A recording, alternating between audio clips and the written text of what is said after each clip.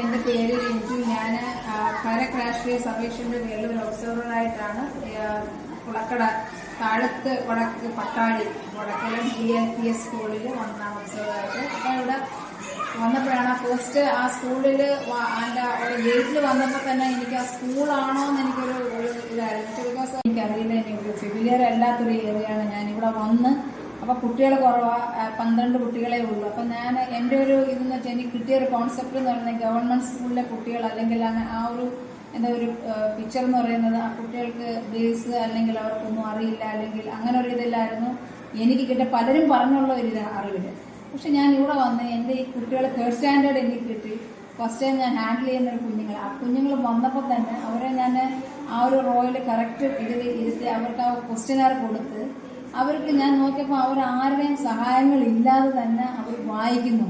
ഞാൻ എന്നിട്ട് അവരെ അപ്രോച്ച് ചെയ്ത് എന്തെങ്കിലും ഇതുണ്ട്. അപ്പോൾ മാത്സിൽ ഞാൻ വായിച്ചു കൊടുത്ത പെട്ടെന്ന് തന്നെ മാത്സിൻ്റെ ഒരു ഇത് വരുന്നപ്പം അവർ പെട്ടെന്ന് അത് കാൽക്കുലേറ്റ് ചെയ്ത് പെട്ടെന്ന് തന്നെ അത് മൾട്ടിപ്ലൈ ചെയ്യണോ അല്ലെങ്കിൽ സബ്ട്രാക്ഷൻ ചെയ്യണോ പെട്ടെന്നാണ് അവർ പറയുന്നത് അത് സബ്ട്രാക്ഷൻ ആണ്. എന്നിട്ട് അത് ആൻസർ അവർ ജസ്റ്റ് ഇതിൻ്റെ അത് എഴുതുന്നില്ല. അവർ കൂട്ടുക അല്ലെങ്കിൽ കുറയ്ക്കുക ഒന്നും ചെയ്യാതെ തന്നെ അവർ മനസ്സിലങ്ങനെ പറഞ്ഞു ഇന്നതാണ് ആൻസർ ടീച്ചറാണ്. പക്ഷെ ഓപ്ഷൻ എന്തായാലും ഞാൻ ചോദിക്കുന്നുണ്ട്. ഓപ്ഷൻ നോക്കിയാൽ ഇല്ല, ഓപ്ഷൻ നോക്കിയില്ല.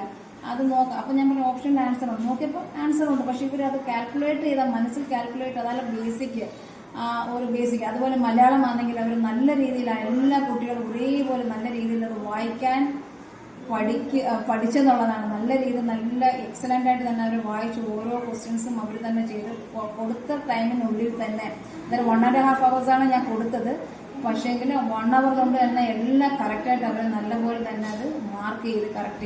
എൻ്റെ ഒരു പേഴ്സണലായിട്ട് പറയുകയാണെങ്കിൽ ഞാനൊരു CBSE സ്കൂളിൽ പഠിപ്പിക്കുന്ന ഒരു ടീച്ചറാണ്. ഞാൻ ഒരു 17 years പഠിപ്പിച്ച് ഓരോ ഇതിൽ ഇങ്ങനെ വന്നു. അപ്പോൾ ഇത്രയും ഇതിൽ ഞാൻ ഇന്നവരുടെ ഒരു CBSE സ്കൂൾസിലെ ഒരു കുട്ടികൾ പോലും ഈവൻ 8th അല്ലെങ്കിൽ 9th അല്ലെങ്കിൽ 10th സ്റ്റുഡൻസ് പോലും കറക്റ്റായിട്ട് ആ ഒരു ബേസിക് മാത്സ് ആണ്.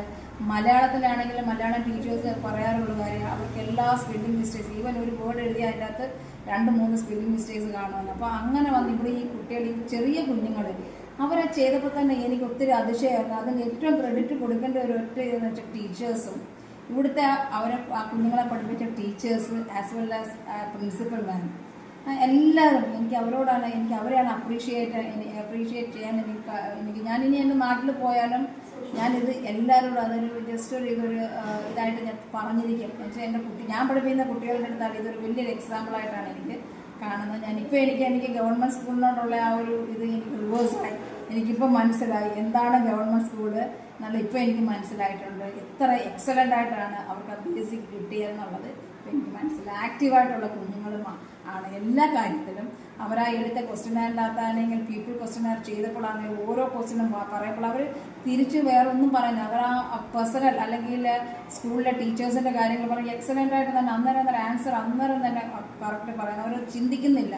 ആ ഒരു കുഞ്ഞുങ്ങളെ ഒത്തിരി അപ്രീഷിയേറ്റ് ചെയ്ത് ഒത്തിരി ജസ്റ്റ് താങ്ക്സ് ഫോർ.